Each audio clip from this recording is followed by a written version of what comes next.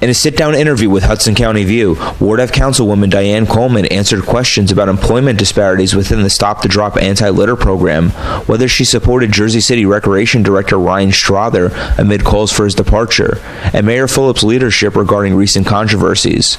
Coleman started off by responding to statistics showing disparities by race and ward within the Stop the Drop anti-litter program made public by Ward D Councilman Michael Young. I don't like it when information gets out that can be used negatively when there's a positive flip side to that story. And that positive side is Ward F has been neglected throughout the years regarding those summer jobs and regarding a lot of other things. However, since I became the councilwoman, I've paid strict attention to those things.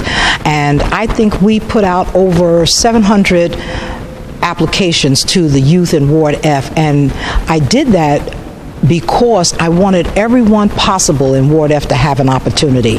So what happened was I got the committee people involved. There was about 31 committee people involved where they had applications. We put applications to the church. I had applications, and the people that called me back that were having trouble or couldn't get to the site, I actually jumped in to help those things happen. So, of course, when you give statistics about who got hired, I think you should go bring in the statistics about how many applications were put in from those various areas.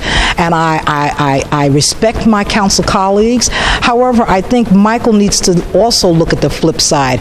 If Ward A, B, C, D had put out over 700 applications, I'm sure the statistics would have been different. So the statistics are like that because I put a great effort into making sure that the African American and Hispanic youth in my community, which is Ward F, were represented. She also addressed two recent race-based controversies, a flyer accusing Councilman Daniel Rivera of racism, and two employees of the Recreation Department alleging discrimination against non-African Americans that have played out at Jersey City Council meetings. Well, first off, when you talk about Hispanics and African American and racism, I think you have to be crazy because we've been behind the eight ball for years now.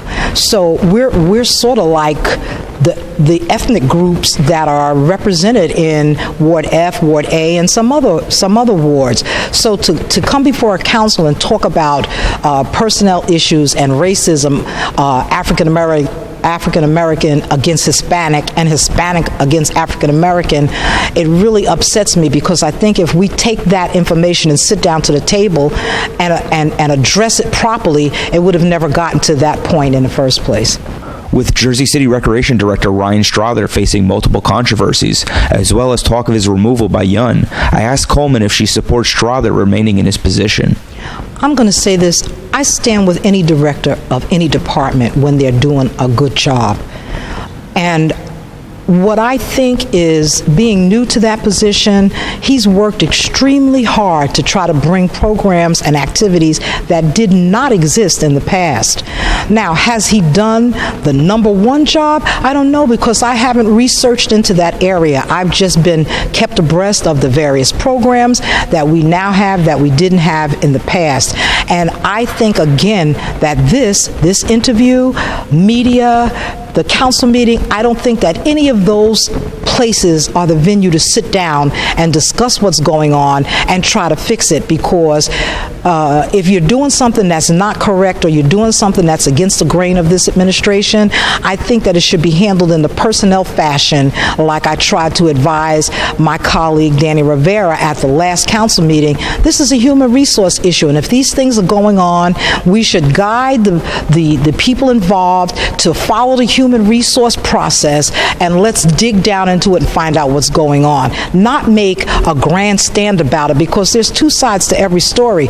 Just like we're talking about the 67% of African Americans that got hired, we're also talking about over 700 applications that were submitted. So there are two sides to every story, and we don't know what happened to provoke or to create whatever those situations are. They should all be brought to the table in a human resource process and find out what's really going on before it's brought to the media.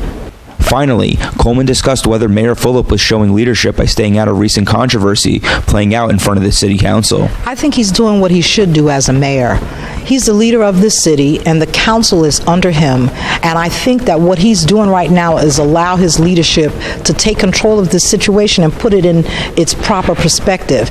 And when it's resolved, as a mayor, he should thank the council for doing what they were supposed to do, and maybe at that time make a statement on what has happened and what has been done. I don't think that the mayor should jump into every single thing that's going on, because his perspective and our perspective may be different at this time. And until he meets with all of us and get our opinion about all of this, because this has been directed directly to the council. So I think we need to sit down as a team of council members and figure out the right thing to do. That's the reason I've been quiet. I'm not going to make a statement right now and I don't know everything. And I don't think any of the rest of us should be making statements until we have all of the information, because that's how negativity grows and builds, is because we make statements without having both sides of the story. I'm not making any statement until I get a resolution to all that's been going on, and then the proper things should be done after that. I'm Michael Shuren with Hudson County View, the eye of the community.